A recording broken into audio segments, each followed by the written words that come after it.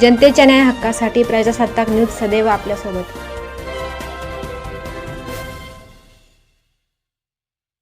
माजी महसूल मंत्री बाळासाहेब थोरात, प्रांताधिकारी व तहसीलदार यांनी सपत्नीक खांडेश्वर महादेवाची विधिवत पूजा केली। संगमनेर तालुक्यातील खांडगाव येथील प्रसिद्ध खांडेश्वर महादेव मंदिरात दुसऱ्या श्रावणी सोमवार निमित्त भक्तिमय वातावरणात विविध धार्मिक कार्यक्रम पार पडले। पहाटेपासूनच भगवान खांडेश्वर महादेवाच्या दर्शनासाठी भाविकांनी मोठी गर्दी केली होती। हर हर महादेवच्या जयघोषाने संपूर्ण मंदिर परिसर दुमदुमून गेला होता।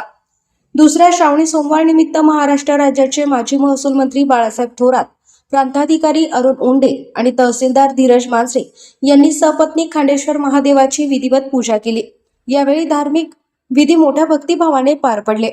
पूजेनंतर खांडेश्वर देवस्थान ट्रस्टच्या वतीने माजी मंत्री बाळासाहेब थोरात तसेच प्रांताधिकारी अरुण उंडे आणि तहसीलदार धीरज मांजरे यांचा सत्कार करण्यात आला।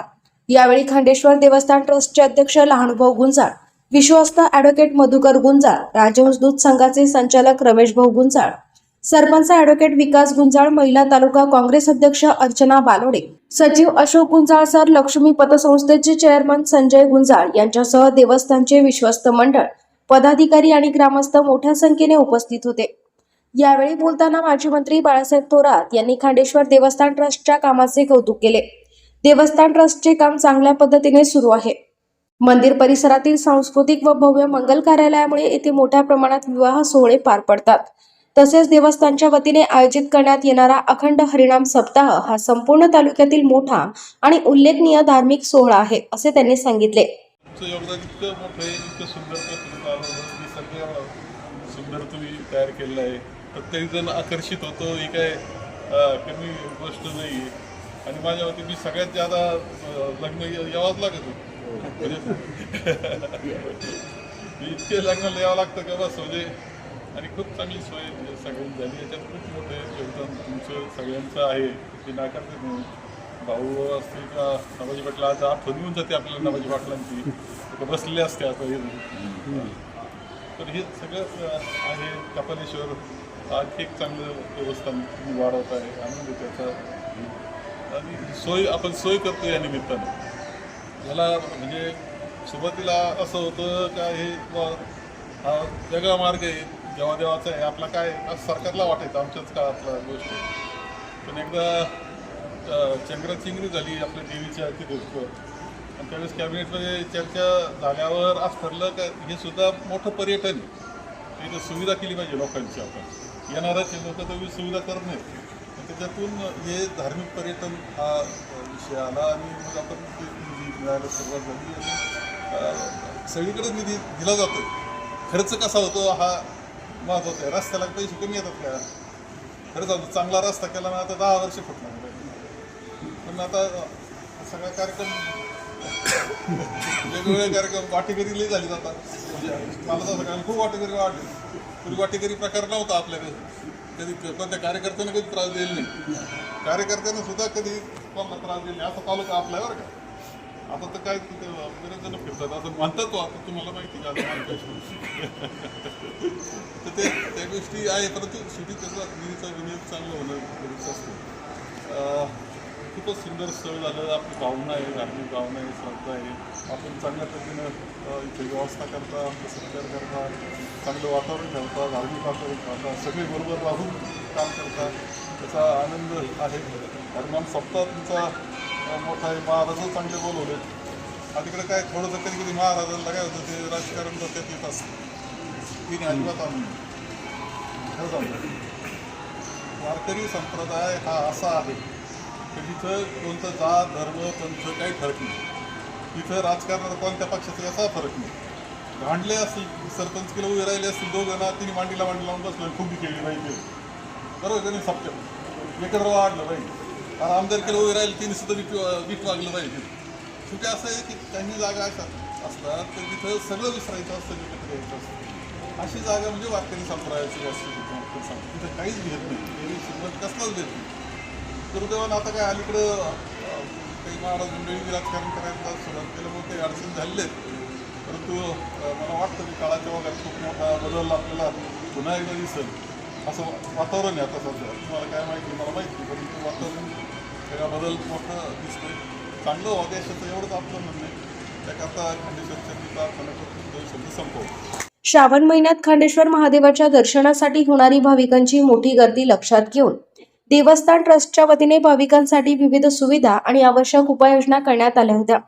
दर्शन व्यवस्था सुरळीत राहावी, भाविकांची गैरसोय होऊ नये आणि गर्दीचे योग्य नियोजन व्हावे यासाठी देवस्थानच्या पदाधिकाऱ्यांनी विशेष नियोजन केले होते. सोमवारी पहाटेपासूनच मंदिरात दर्शनासाठी भाविकांच्या लांबच लांब रांगा लागल्या होत्या. हातात बेलपत्र, फुले आणि पूजेचे साहित्य घेऊन भाविकांनी हर हर महादेव बंबपोलीचा जयघोष करत भगवान खांडेश्वर महादेवाचे दर्शन घेतले. खांडेश्वर महादेव मंदिर खांडगाव या ठिकाणी पवित्र असा श्रावण महिना आणि श्रावण महिन्याच्या दुसऱ्या सोमवार निमित्त या ठिकाणी विधिवत महापूजा आपले उपविभागीय प्रांत अधिकारी उंडे साहेब, त्याचबरोबर आपले कर्तव्यनिष्ठ तहसीलदार धीरज मांजरे साहेब यांच्या शुभ हस्ते सहपत्नीक या ठिकाणी पार पडते. खरं तर त्यांचं मी आपल्या ग्रामस्थांच्या वतीने देवस्थानच्या वतीने स्वागत करतो. खरं तर हे देवस्थान राज्य शासनाचा ब वर्ग दर्जा प्राप्त देवस्थान आहे. लोकनेते बाळासाहेब थोरात साहेब यांच्या मार्गदर्शनाखाली, डॉक्टर तांबे साहेबांच्या मार्गदर्शनाखाली या ग्रामस्थांनी व देवस्थान ट्रस्टने भरीव असं योगदानाच्या माध्यमातून, शासकीय योगदानाच्या माध्यमातून या ठिकाणी विकास झालेला आहे. त्यामध्ये आपल्या देवस्थानचा दर्जा ब वर्ग आहे आणि राज्यभरातून हजारो लाखो भाविक या श्रावण महिन्यात या ठिकाणी देवस्थानचं दर्शन घेण्यासाठी येत असतात. खरं तर हे देवस्थान ज्या उंचीवर गेलं त्यामध्ये देवस्थानचं आहे, परंतु सोयी सुविधा निर्माण करण्यात देखील शासनाच्या माध्यमातून मोठा वाटा शासनाचा राहिलेला. त्यामुळे इथे परंपरा आहे की ज्या शासकीय विभागाच्या देवस्थानमध्ये विकासात सहभाग आहे त्या विभागाला एक सोमवारी पूजेचा मान दिला जातो. मागच्या सोमवारी डीवायएसपी ऑफिसचे डीवायएसपी साहेब आणि पीआय साहेब होते. यावेळेस आदरणीय उपविभागीय प्रांत अधिकारी साहेब आणि तहसीलदार साहेब यांच्या हस्ते दुसरा सोमवार या ठिकाणी विधिवत पूजा या ठिकाणी आदरणीय मोळे गुरूंनी संपन्न केलेली. तर साहेब, आम्ही तुम्हाला आनंदाने सांगू इच्छितो की केवळ देवस्थान धार्मिकतेबरोबर या ठिकाणी पर्यटन असेल, लोकांच्या सुविधा असतील, या निर्माण करण्यात हे देवस्थान ट्रस्ट यशस्वी झालेलं आहे.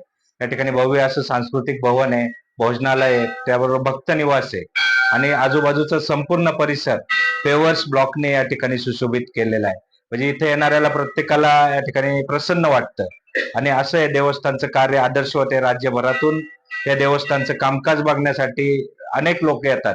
त्याबरोबर अनेक भाविक देखील या ठिकाणी वर्षभर या ठिकाणी भक्तीचा महापूर आलेला असतो आणि हे सर्व करण्यात या ठिकाणी आदरणीय ग्रामस्थ असतील, आमचे ट्रस्टी असतील, त्याबरोबर शासनाचे सर्वच अधिकारी, महसूल असतील, वन विभाग असेल, पोलीस डिपार्टमेंट असेल, PWD असेल, या सर्वांनी फार मोठं सहकार्य या डेव्हलपमेंट मध्ये केलं.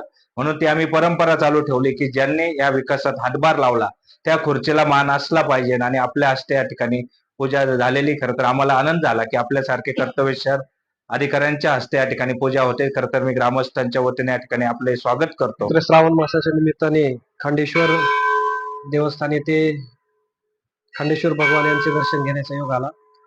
आपलं जे मंदिर ट्रस्ट आहे हे अतिशय चांगल्या पद्धतीने या ठिकाणी लोकांसाठी काम करते.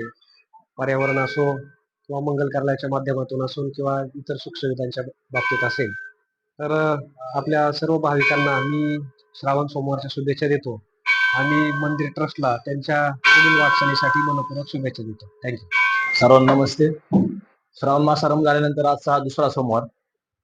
मागच्या वर्षी पूजेला काही मला येता आलं नाही. माझ्यासाठी हा पहिला सोमवार समजून मी आज पूजा केली.